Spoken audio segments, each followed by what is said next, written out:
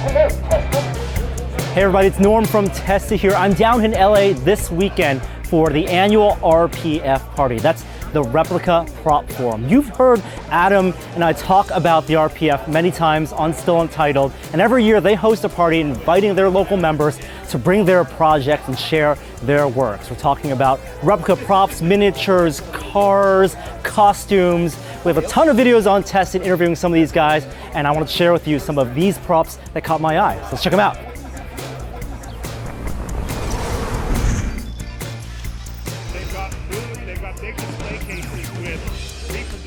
Guys, look at this. It's the Pizza Planet car. Marco, this is your car. You and your buddies drive this around to events.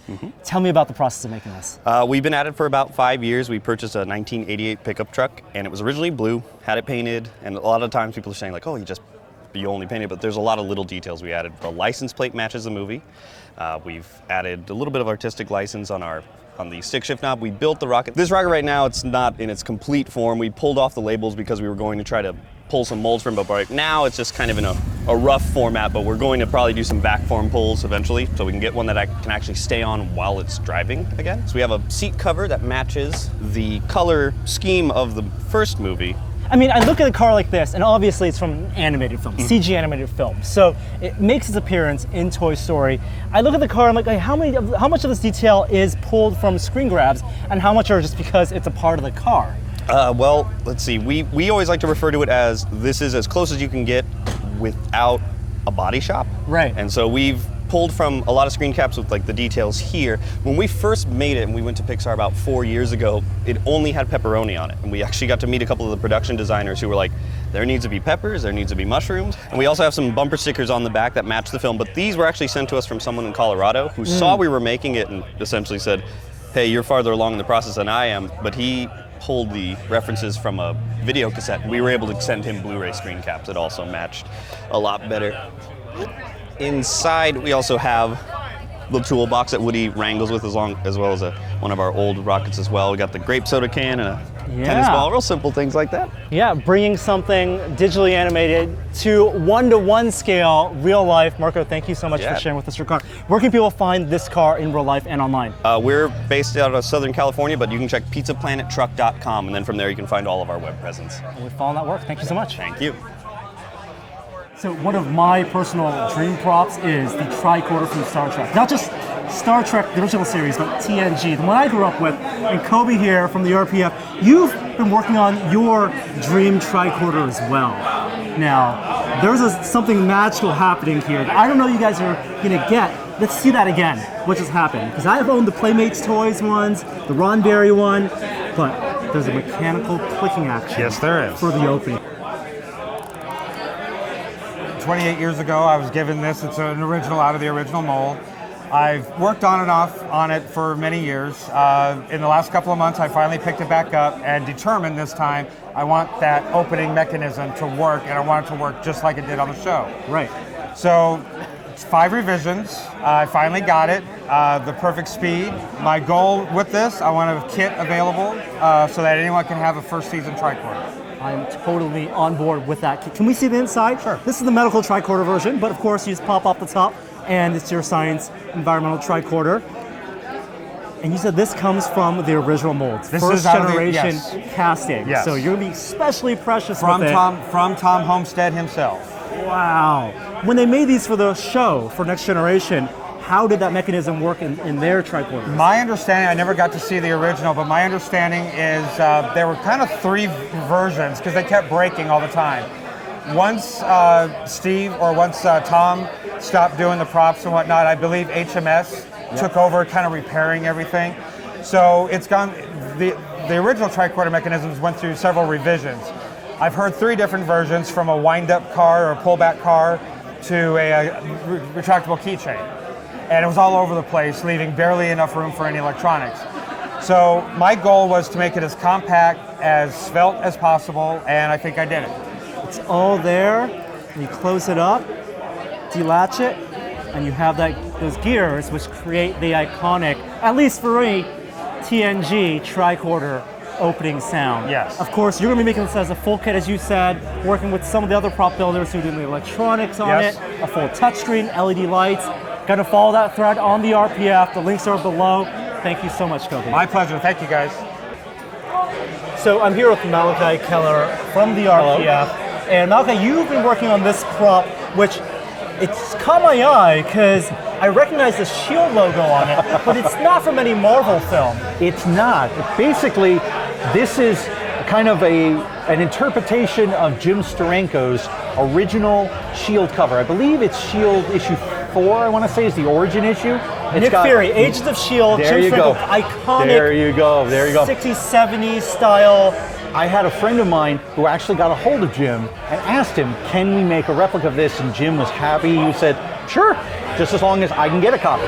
So where we're at now is that, I basically discovered, looking through everything, that it was basically an amalgamation, like before Photoshop, he had just taken clip art and put it together. He'd created a daisy pistol, which is like an airsoft pistol before, and camera lenses and scopes and various weird objects to give this very interesting shape that you could kind of tell what it was, kind of couldn't. So let me get this straight. Jim Steranko, the artist, for the comic book cover, it wasn't a photograph, but it was the reference he used for his drawing was something he cobbled together from real world parts. It's, in essence, I mean, he basically took photographs, and in the old days, they would just take stuff and they would cut it and paste it together. It's not like nowadays where we have Photoshop and we can take and do the same thing, but he did it by hand. He kit bashed with photos. Exactly. And he was amazing because when I saw the photograph, I'm like, okay, I can sort of tell what's going on here, but there's a lot of stuff I don't understand. And it's funny because Jim was like, well, okay, I vaguely recall some of these parts,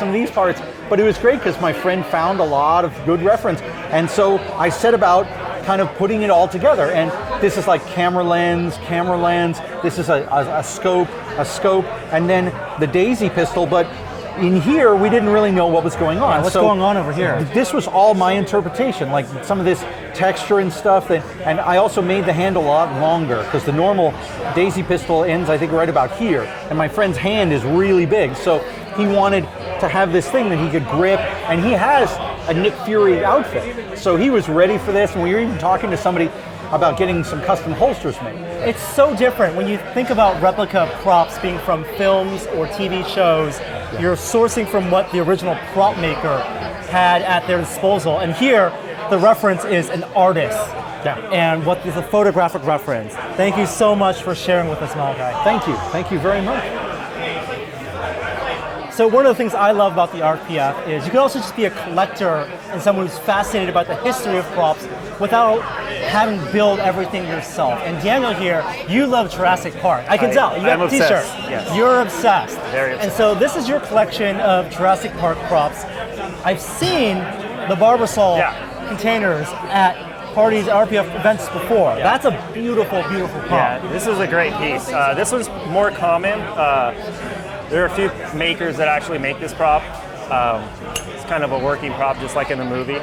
Now these are made from real Barbasol cans that they just cut and then they machine this piece here, just like the movie. Pretty cool.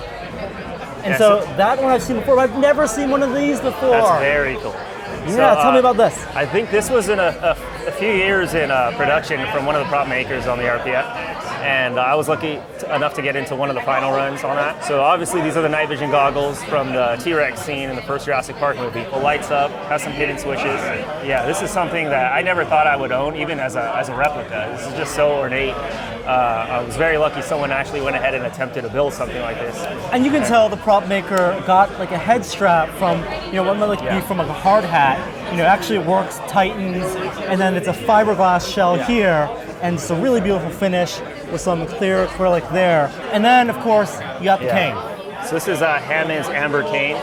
Again, it's supposed to be a dinosaur vertebrae running down. He spared no expense, obviously. And an actual piece of amber with a mosquito inside. Now this is just resin, cast resin with I think that's a crane fly in there. That's a replica. It was actually a very spot-on replica of this cane.